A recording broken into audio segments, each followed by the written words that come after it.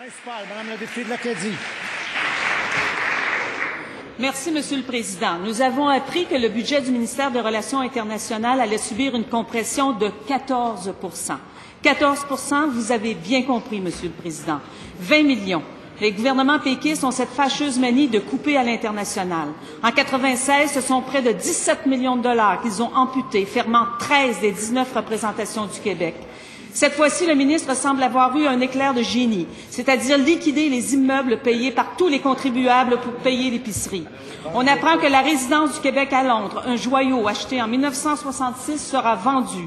Cette résidence vaut quelques dizaines de millions de dollars, un investissement qui pourrait prendre encore plus de valeur dans les prochaines années. Il a dit, le ministre, qu'avec cette vente, il comblerait ces compressions de son budget de cette année. Alors, que va-t-il vendre l'an prochain? Paris, Mexico, Bruxelles, New York, toutes ces réponses. Monsieur le ministre des Relations internationales. Je remercie la députée pour sa question. Le rayonnement international du Québec est un joyau qui a été construit sous plusieurs gouvernements, depuis Jean Lesage jusqu'à maintenant. Et c'est un joyau que nous allons préserver. Et d'ailleurs, c'était intéressant dans la tournée qu'a faite la Première ministre, le président du Conseil du Trésor, pour l'optimisation de l'ensemble des budgets du gouvernement.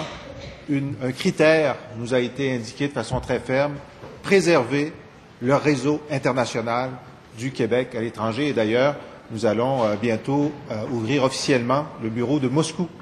Et nous serions intéressés à avoir les félicitations de l'opposition pour cette ouverture. C'est quelque chose qui a été commencé sous leur gouvernement. Maintenant, le Québec est dans le rayonnement international, dans la promotion de ses talents, de ses entreprises.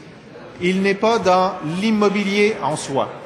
Et s'il est possible, Monsieur le Président, et s'il est possible de vendre ce qui a été un excellent investissement pour racheter une autre résidence de délégués qui soit plus proche de la Maison du Québec à Londres, ce qui est notre intérêt, ce que nous voulons faire, je pense que c'est une bonne idée de le faire.